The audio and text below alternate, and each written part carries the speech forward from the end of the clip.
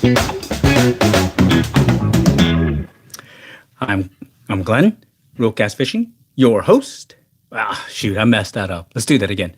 Welcome back to Real Cast Fishing, your host, Glenn with the City Valley Fishing Field Team, the COAF Field Team on YouTube. A little late in starting. I was going to aim for 8:30 Central, but I got delayed. We got some rain coming, so I had to make some adjustments and put the new Tacoma pickup into the garage because there's a potential for some hail tonight. So here in the next 2 hours, we may get some thunderstorms that may get us wet as well as, well, possible damage. So hopefully y'all in the area stay safe out there.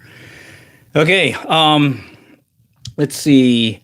This is the Real Cast Fishing podcast, and this is the Little Red Book of Fly Fishing series. And in this round, I'll be taking us to, excuse me, the Little Red Book of Fishing series. Specific tips are going to be tips 101 to 105 this round. And then we'll kind of shift open to some open forum in case anyone has any questions, possible comments and whatnot.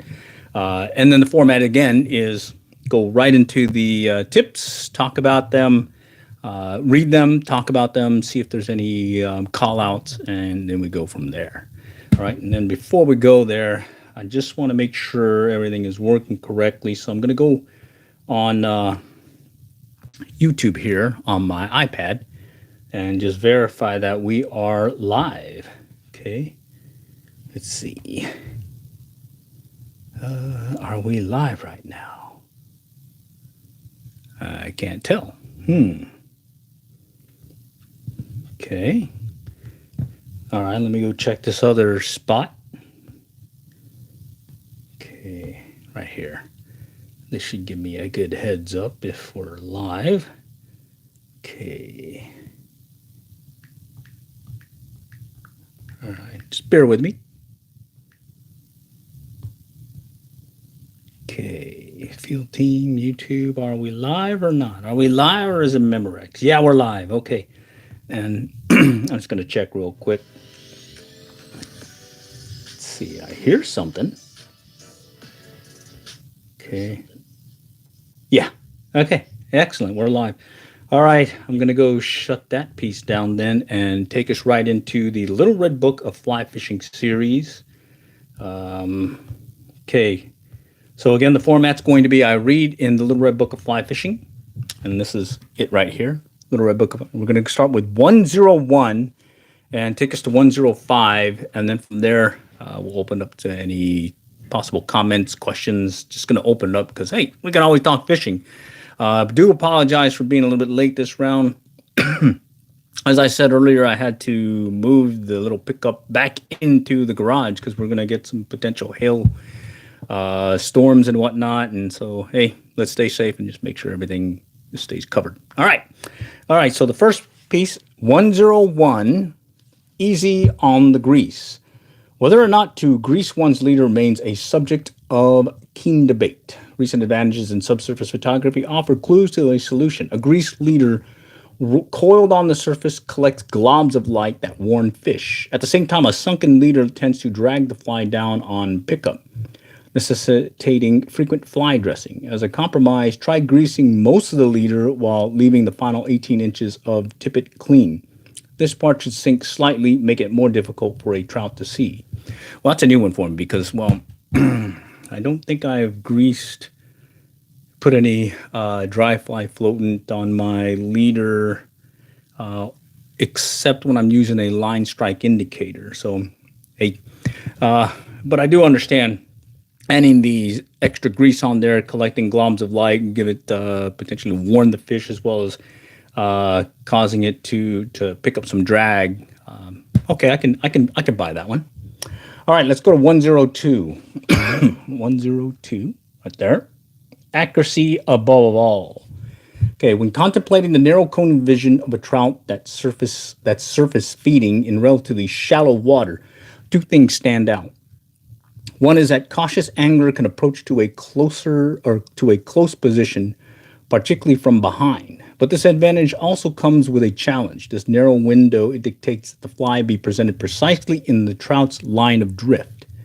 No more than a foot or so to either side and just above the edge of the window. So there you have it. Cautious approach, close to the target, short, accurate cast, trout on the line. Any questions? Sign CM. Okay.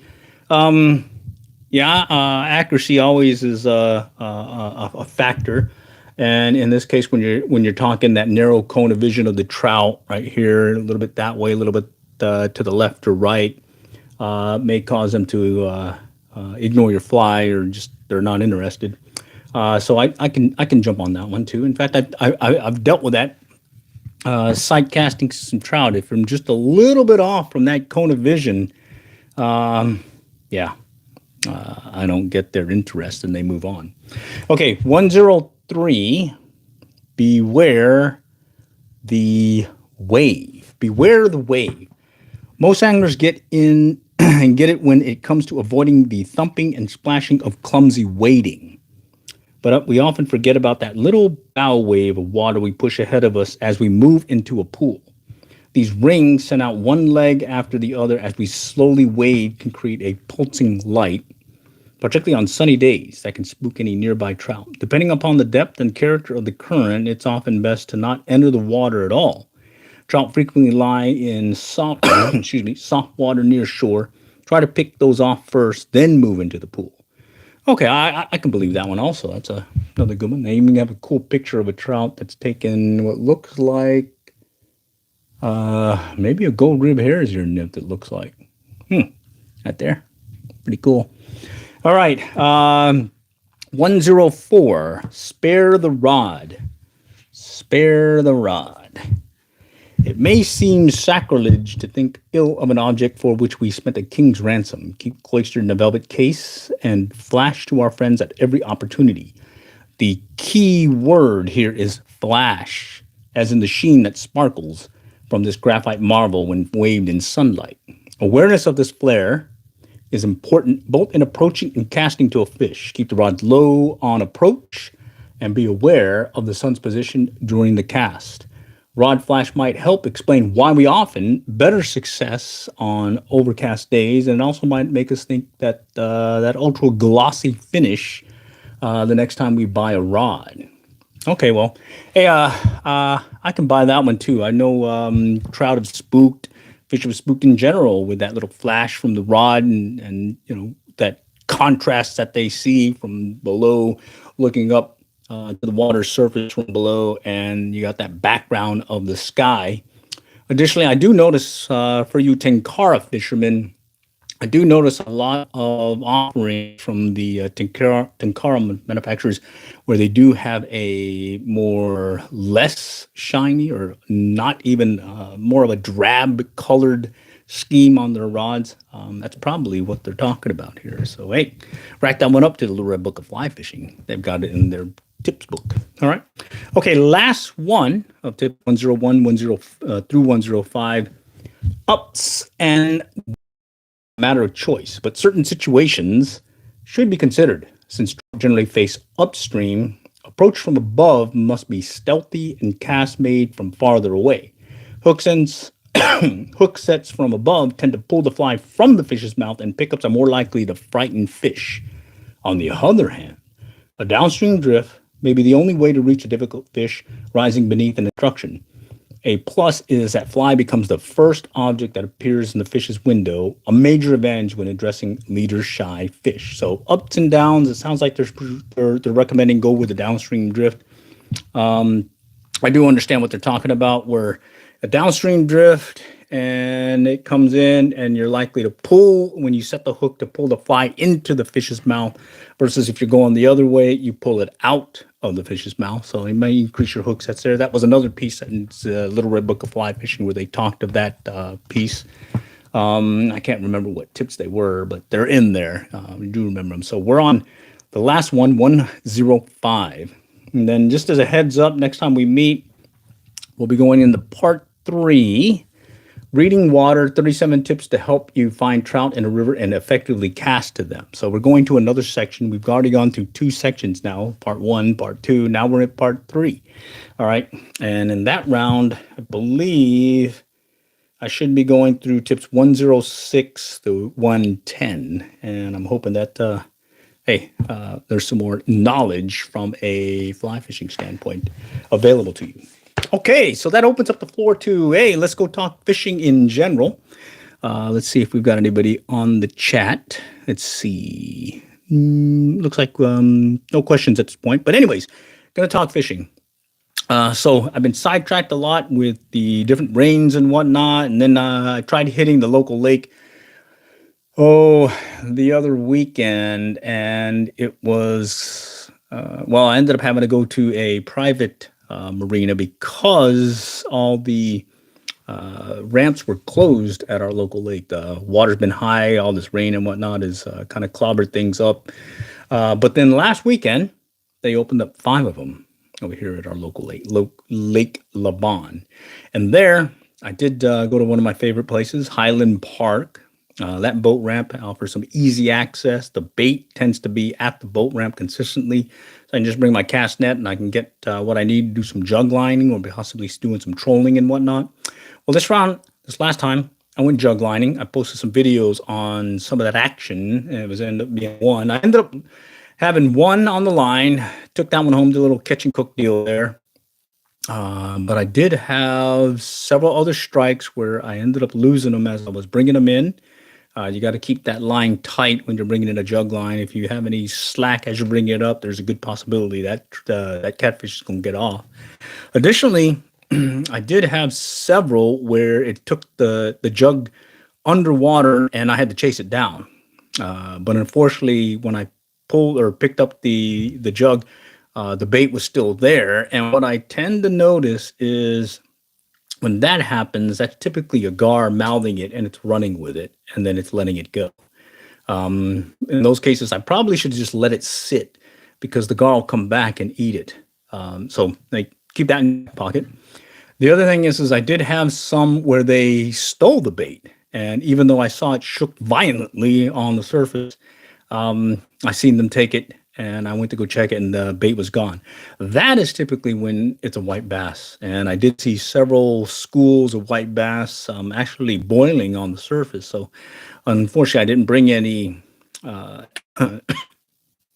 casting gear and slab and jig rigs to take advantage of that. But it's know that, hey, there are some white bass that are feeding on the surface. Just key thing that I noticed as a rule of thumb is as long as I can go to a point that's wind blown and there's some wave or some kind of current activity and there's shad there, I typically have a good chance of catching a white bass or two or more, sometimes limiting out as well. So that's what I was working on this past few weeks here, some kayak fishing, jug lining, as well as trolling. I am working on getting some more underwater video shots. I've got 2 underwater videos, the Go Fish camera, and then I've got I forgot the name of it. Wild Wolf camera. Yeah. The version 2.0. I had 2.1.0 and I ended up losing it. So stay tuned for that one. And what I'm looking for is just just put some bait on there, drop it into the water and possibly see what may be lurking there. All right. So, and it's mainly some of the ponds that are local here. And what I've noticed, like last year when I took one out and I took it over here to our local lake or local pond, Bethany Lakes, that they stock normally during the trout stocking season in November of each year, or correction, December of each year. Lo and behold, May, June time frame when I baited up a hook and put it on the end of that camera and dumped it into the water and let it sink. When I checked the video later, lo and behold, I saw 2 trout come through there. So there is a good possibility there's some holdover trout in that little pond. It is fairly deep, and I think it is spring fed as well. So it's cool enough to stay cool over the warm months. But at least I saw 2 on camera that have been there, as well as I've heard some other folks catch them at various times in the year, later in the year, still lurking in that pond. So just heads up. And I personally have caught one back in May, I think, of the year, working one of the other ponds that kind of was a runoff there. Anyhow, do y'all have any questions? Excuse me. This is the Little Red Book of Fly Fishing series. You just went through 101 through 105, and we're getting ready to shift over to part 3, which is going to take us into more tips, and it'll go through 106 to 110 is what I plan on doing this next round, probably in the next week. In between there, sorry. In between there, do look for some of I've been doing these dad jokes. I mean, there's been some really funny dad jokes that are out there that I've been pretty much enjoying as well. And then I've been cutting up some of the different action shots of yours truly fishing and trying to get some of those YouTube shorts just to point out a particular tip or nice to know. And then I plan on looking for that window in time where I can just do another one of those mobile fishing live streams where I just take the phone, put it on the chest harness, secure it in place, put on a lav mic, and just start fishing. And basically, you see what I got. Some days I strike out. Some days I do catch some nice stuff. All on the fly, with the mobile live streaming going on. So, all right. And then I'm just going to check the chat window here real quick and see if we've got anyone talking. Okay, doesn't look like it right now. Okay, well, anyways, couple of questions that came by since we last met. One was related to a 2.5 horsepower Suzuki outboard motor that yours truly has. And in fact, I've got to go remember to go check the manufacturer for it. But I've got the manual here. And the question was, with the 2.5 Suzuki horsepower motor, outboard motor, little kicker motor that I have, they were asking if it was made in Japan. And what I found out is it's made in 3 places: Japan, Thailand, as well as China. And I've just got to go check to make sure if mine is made in Thailand or China or Japan. This says it's printed in Thailand, but I got to go look at the manufacturer plate to see. What's your favorite fish to catch? Season-wise, in the winter, trout and striped bass. In the summer, striped bass. And from a saltwater perspective, basically some shark fishing that I enjoy, as well as some bull reds that we picked up. So I don't have a favorite fish other than, depending on the season, is where I adjust to. And that's Anthony. All right. Appreciate the question. All right. Another one of the questions that came in offline was related to fishing the Guadalupe River down in South Texas, with their New Braunfels area. It's a year-round trout fishery that is the furthest south over here in the U.S. And well, this time of year it's pretty hard to get the trout because it's really hot. But you can try the tail race area. I just don't know if they're generating or flowing water, releasing water. I heard something about repairs and whatnot that may have hung up things. But I have, at about this time of year, caught some trout in that area, fishing deeper in that faster water, just where the water is cooler. But typically I'll shift over from a Guadalupe River standpoint to fishing for the Guadalupe bass, as well as some of the bluegill and long-ear perch. All right, let's see. Anthony, I like freshwater bass fishing. Oh, I do too. Bass fishing's fun, but I tend to. That's sort of like the fish that keeps me going, because I can always have a good chance of catching, be it a small or a big one, in these local ponds that we have here. Plus, during the February, March time frame, during the spawn, that's when you kind of get some of those bruisers out there, especially working some of the bass on beds. We got a lot of trout fishing around Virginia. All right, cool. I used to live in Virginia, but I didn't do any trout fishing. I mainly stuck with fishing saltwater over there in Virginia Beach, Lynn Haven Inlet, that area. Even as well doing some crabbing and catching some of the spot that they had there. That was pretty fun. Let's see. Did do catch some carp. I can't remember, but further up away from Virginia Beach, closer to the DC area, one of the suburbs there. I was able to do some carp fishing there using some corn, and that was pretty fun too as well. Using some ultralight gear, I think we were going with some of that 2 4 pound test and basic corn with no weight, just pretty much free lining it and letting it run through this one particular feeder creek into a pond that we were fishing. All right. Any other questions? Any other comments? I am here. Do bear with, or I do apologize again. We started the call late. Big thing being that we had to go and secure things down because we're supposed to be getting some thunderstorms or rainstorms that may include some hail, and we just want to make sure that we don't have any damage to some of the stuff that we have. All right. Let's see. I do owe an answer on the mail on that Suzuki 2.5 horsepower. Where is it made, or the one at least I have? And then other than that, I'm trying to remember if there's another question that came in. No, I can't remember one. Oh well. Anyways, this time of year. I did have one one person give me a heads up. They went and hit Lake Eufaula Dam, the tail race there, and they were releasing water. And the bite was on, but it was some smaller stripers, and they were using some kind of crappie jig with a grub that had a corkscrew tail. And so the normal jig and fly rigs that we like using for striped bass didn't work for us that round, or at least for that individual. But good to know that, hey, that's another one to try. And then additionally, the Denison Dam tail race, our local tail race to Lake Texoma.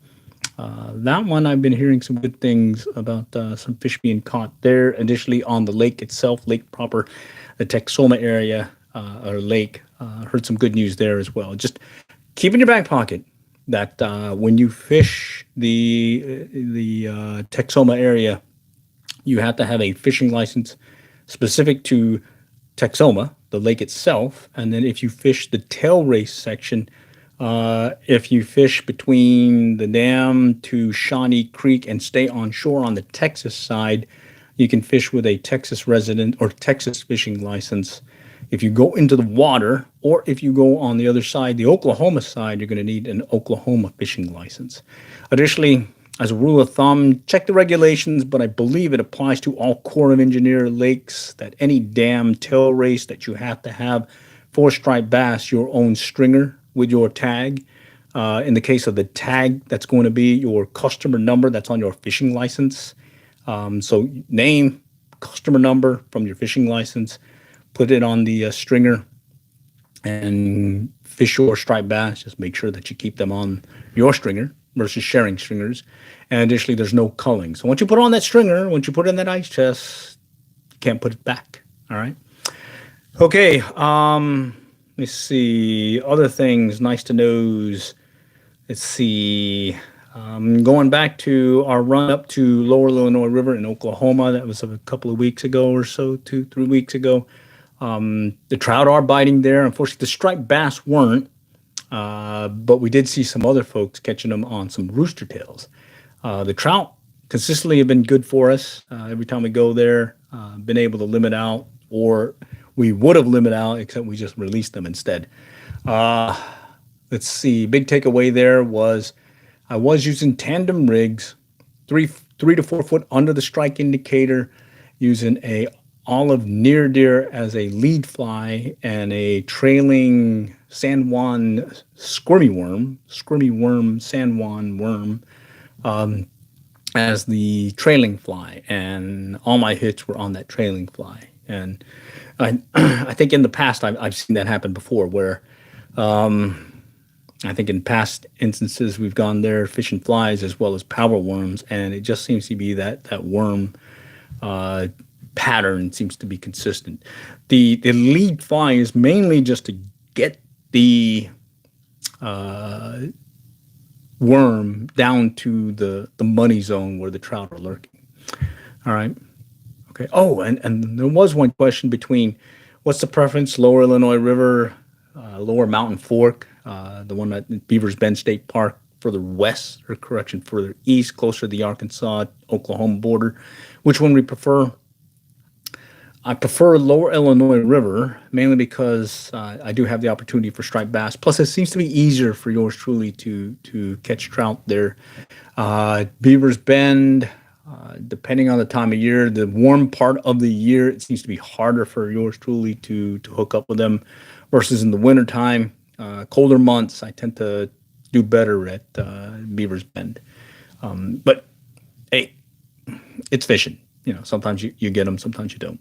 All right. Let's see. I do have in my back pocket a couple of things that I keep on the fly that I hope to be posting as I get the opportunity to do so. I've got a center pin reel set up where I want to try doing a float and just basically dead drift it into some current flow and see what'll bite there.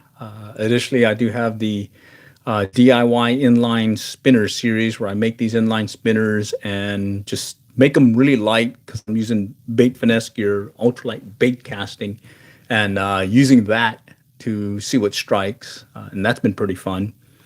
The other thing is just pretty much these quick tie, fly tie, where I just come up with a pattern or I go with an old pattern or make a variant of it and turn around and take that out to a local pond and whatnot, more likely on the mobile fishing live stream so that you can see it happen real time, hit or miss. Sometimes it works, sometimes it doesn't. But do stay tuned for some of those because those tend to be pretty fun. Yeah. From a kayak fishing standpoint, I am kind of debating should I try doing a live stream from the kayak, but I tend to not want to bring my phone in the kayak just in case I take a dunking. Instead, what I do is I have a GoPro as well as another, it's called a contour camera that I mount ahead of me or in front of me, and then I have another one as a point of view GoPro. And both of those are either water resistant or waterproof, so I don't have to worry about a dunking. They'll still survive a dunking in the water. And stay tuned for those. Usually those I'll do an edited version, be it a long form version or a shorts version. Let's see, 4th of July weekend is going to be coming up. I've got some honeydews as well as some day job stuff. So I'm not sure how I'm going to be fishing that weekend.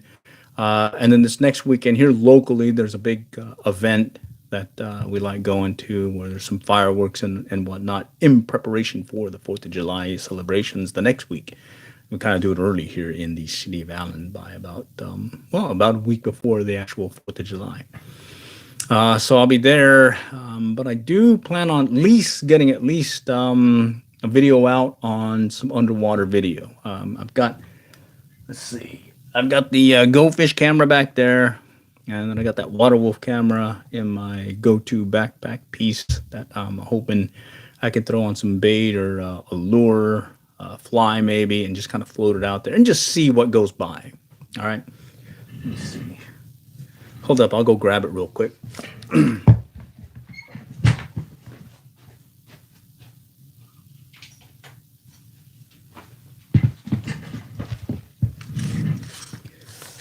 All right, this is the Go Fish camera. They don't offer this anymore. The company ceased manufacturing these. Okay, and I've modified mine to where it has a little float piece here that allows it to kind of sit more of this angle versus up like this. And then I've got a leader made out of some, weed eater line. And then I've got a hook on here that I've got protecting it right now. And what I tend to do is just bait this one up, drop it in the water, and just see what goes by. So I've got that one standing by, and additionally I've got the Water Wolf camera, which is very similar to this one, but it won't have the float. Instead, I'll just attach a float above it, keep it at a certain depth, and then I'll bait up some line, a hook and line, and again, just see what happens. I've had several good videos where I'm seeing a couple of things, bass that I didn't know were there, that were nice sized bass, and then additionally been able to Let's see. It was one where I kept getting a bunch of turtles stealing my bait. And lo and behold, after several takes, I was able to see and even slow down the camera or the video to see what they were doing and how they were stealing it. And what was consistent was, and maybe this is a learned thing that turtles do, is they would they would take the bait, all right, and they take a piece of the bait right here, staying away from the hook, and then they would take their, I don't know, flipper, foot, paw, and knock this out. And they, after about 2, 3 hits, they would be able to pull the bait off. And I saw this consistently, and then I posted a video of it, so you get a good idea. But hey, that might explain sometimes if you're something stealing your bait, you're feeling the pickup, you're seeing your line go out, and then you find out that, hey, why'd this, where'd the bait go? And who stole my bait? The other thing is I've done this before where there's a lot of turtles in a particular pond, and I've hooked them by the paw. And that video explained it when I took the underwater video and reviewed it. And it explains that they were holding on to that bait and they were using that paw or foot to knock out the hook off the bait, and somehow when they did that, they hooked onto their hand, their paw or whatever, foot, and that probably explains why I've hooked some trout in that matter in the past. So keep that in your back pocket. Do check out that video. I think I got it. I think turtles are smart, COAF or something, or turtles COAF. You probably will see that video pop up, and it gives you a good idea how they are stealing the bait. Okay, I think that's pretty much all we got this round. Do stay tuned. We're going to do another Real Cast Fishing podcast. That one will be a fishing ramblings one, so it's just pretty much open forum, so you can just talk fishing, comment fishing, ask questions and whatnot, and maybe I have an answer, maybe I don't. Maybe I can go find out for you what that answer is. And then also just give you some more updates on some of the fishing happenings that yours truly and the team have been doing. And then next one's gonna be that Little Red Book of Fly Fishing series. This one right here. This time we went through 101 to 105 this round. Next time it's gonna be 106 to 110. All right. All right. Appreciate all y'all joining. And until next time, we'll catch y'all later. And good luck and good fishing.